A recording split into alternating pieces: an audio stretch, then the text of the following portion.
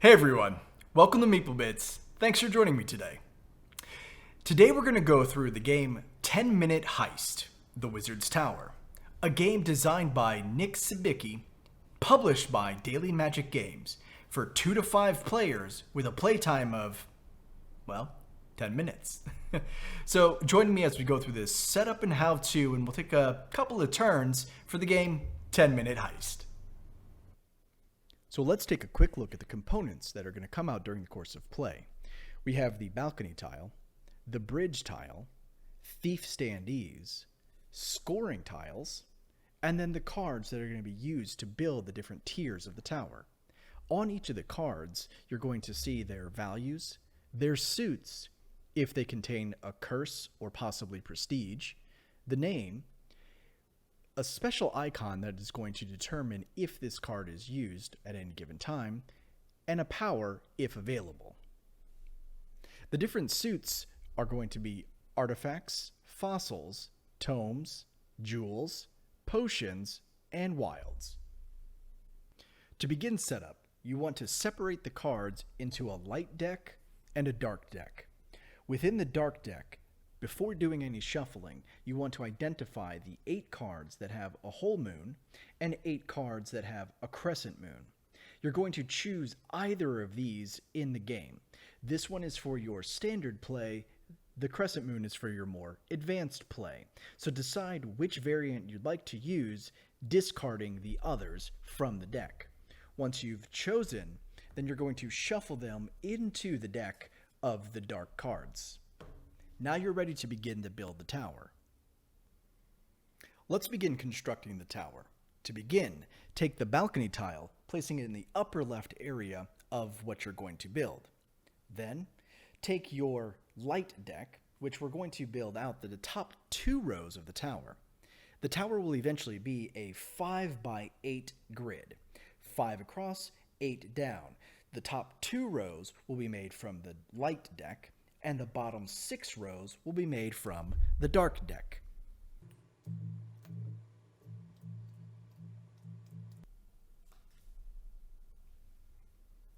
Once you've completed building the top 2 rows from the light deck, take the remaining cards from the light deck and give 1 to each player at the table. In the Master Thief variant, you're going to first remove 1 card in a 4 to 5 player game, 2 cards in a 3-player game, or 3 cards in a 2-player game, and then return all of those to the box. Then, starting with the last player, hand them the remaining light cards. They will then go through the deck once everything has been built and choose whichever one of the light cards that they want. The rest of the game for Master is the same. So once all players have a light card, you're ready to begin completing the rest of the setup. Take the dark deck. Now remember, you've already selected either the full moon or the crescent moon for your variant, and then continue building out the tower. Once you get down to the 6th row of the dark cards, or right before the bridge, which this will be off screen in a moment, that final card will be left face down.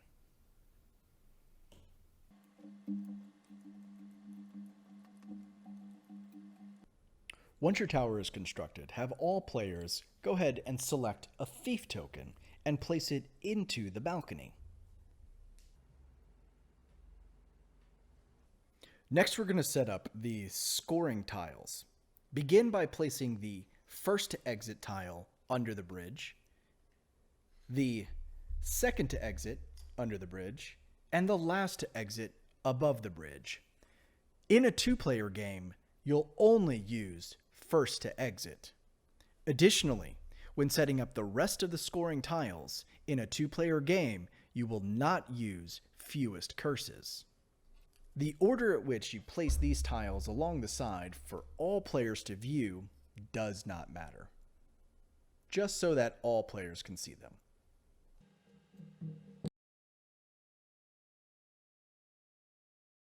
Now that setup is complete, all players should have selected their thief and placed it in the balcony.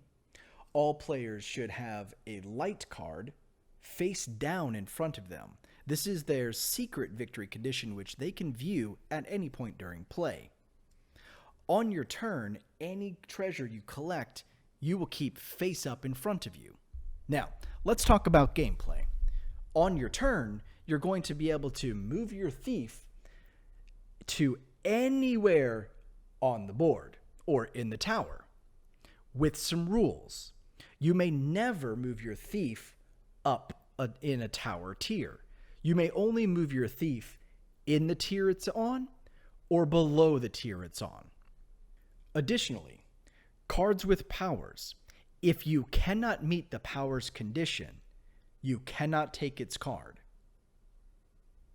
So during play, each player is going to take turns going through the tower collecting treasure on their way to the exit.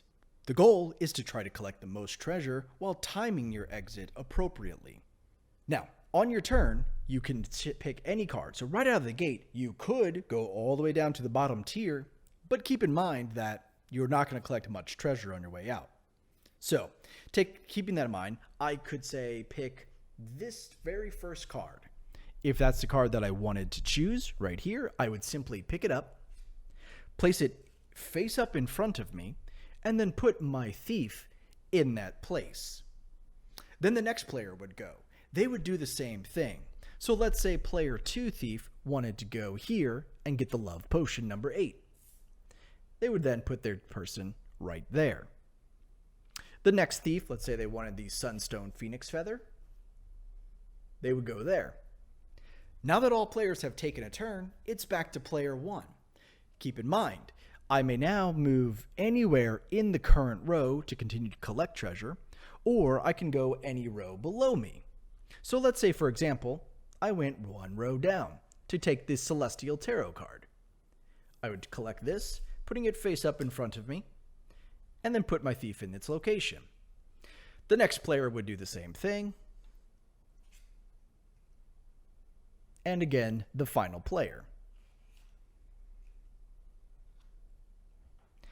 Now that we've all taken a couple of turns, keep in mind, the treasure on this top row is now gone. We cannot move up to go get that. But I can move down and collect any of these treasures, or any of these treasures, or anything else below me. And that's it. That's how the game is played. One by one, everyone's going to continue taking turns going down and out of the tower, collecting treasure along the way. The player then, we're then going to go into endgame scoring, which we'll cover in just a moment, but the player with the most points or prestige is the winner. There is no difference in the Master Thief variant, but there is a difference in a 2-player variant. So, assuming that this were a 2-player game, after every turn, that player must discard a card from the row of their thief. So, on my first turn, when I had moved into this location, I am required now to discard a card from the current row. Then, when the next player went, let's assume they went there, they too would have to discard a card out of the row that they've selected. And then game will continue to play exactly like that until all players have exited the tower. So we're ready to begin endgame scoring. I've got player 2 and 3 off to the side, and we're going to focus primarily here on player 1 for how to score. One by one, you're going to go down and collect each of the victory point tiles or the prestige tiles for scoring. Call out what the scoring factor is. Then, each player is going to add up the total number of value they have in that category. So in this one, we're scoring for potions, and I have 2 potion cards with a value of 9. Additionally, I have a wild card with a value of 2, giving me 11 total points in the potions category. So I would score this 3 victory points. Then let's say we scored artifacts next. I have, again, 9 points in artifacts. Again, you're counting the values, not the total number. I could have one that values a 7, like player 2 over here, and they have 10 total points in artifacts. However, I additionally have 2 points in my wild card. So this gives me, again, 11 total points, thus taking this into my hand. When it comes to scoring the number cards, here then, you're looking for the set of the most of them. So in this case, the fives. I have 3 5s in my hand. Looking around the table just very quickly, it looks like player 2 has 2 and player 3 has 2. So again, I would score these victory points into my hand. The wild here does not count for those. It's only wild on its category. Its number would have to be scored accordingly, and there are no scoring for 2s, 6s, or 7s. Then when we get down to the player with the fewest curses, well, I have 2, 3 curse icons, so I definitely did not get the fewest. I probably have the most, which is worth -3 victory points. But once you've then scored all the victory point tiles, the player who has achieved the most prestige is the winner. In any category, if 2 or more players are tied, that tile is flipped over and no player receives scoring. So that's it, guys. I'm going to go ahead and tear down the table and box this little guy back up and bring you my afterthoughts. Stay tuned. Hey everyone, welcome back. I hope you enjoyed that setup and how-to for the game 10 Minute Heist. So let's go ahead and jump right in. Addressing the components to start, well, look, it's a little card game and that's what you're going to get. Cards. That's the components. The box insert is nothing to speak of, but you guys already know me. I kind of complain about inserts in a lot of games, so I'll leave that alone for this. The cards themselves, I feel, could have done well with a linen finish. I would have really appreciated that. My biggest problem with the components, though, are the thief standees. The stands that they go into are not, plastic, so the cross pattern punch board is going to wear down quickly, I find. All that aside, though, let's jump right into the game itself. Yeah, it's pretty okay. I really appreciated that there were different variants, especially when it came to the full moon or the crescent moon deck, adding a little bit of depth or complexity. Additionally, because you're randomly placing out the light the light cards for the top 2 rows, and you're never using all of them, and the variation that's going to do, you're going to have roughly, I don't know, like 5,000 permutations of variants where you're never going to play the same thing twice, especially since you're passing out an additional card. So that really is a good breath of fresh air in terms of replayability. Now, in terms of the replayability, though, the game's the same. Your victory conditions are always going to be the same.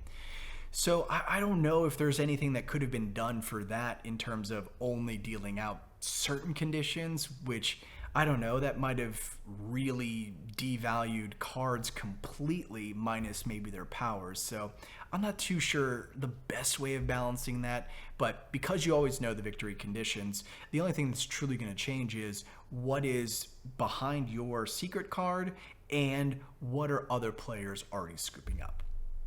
A reason why you might want to add this game to your collection is because you're seeking a filler style game. It plays in 10 minutes or less, really, and if you're late at night or going between 2 heavy games, having those filler games is really good to have, especially because this one goes up to 5 players. So many games are cutting off the 4-player mark that having that 5th player addition, maybe you want to play a string of smaller style games that can go up to 5 players. Well, this will definitely fit the bill for your collection. A reason why you may not want to add this to your collection, though, is, and I'm going to say this plainly, if you're getting this game for 2 players only, don't. For me, it wasn't fun. At the 2-player game, yes, you're modifying it enough to make sure that there's still strategy and challenge, but overall for 2 players it was just, all right, I'm going here, they're going there, I'm going here, they're going there, and yes, you're discarding a card from the row that you're taking from. I don't know, 2 players just didn't really work for me. There's better 2-player games that I would like to probably spend my time with. Now, that being said, I guess another reason why you may not want to add it to your collection, though, is because just overall the game itself plays just okay. And I don't often like to say that, especially because, so much does go into the creating of these games. But this one, just in general, was okay. Caveat: not fun for me at 2 players. At 3 and 4, it was good. It provided depth and strategy. And at 5 players, it got a little crowded, but not necessarily in a bad way. So all of that said, guys, take it how you will.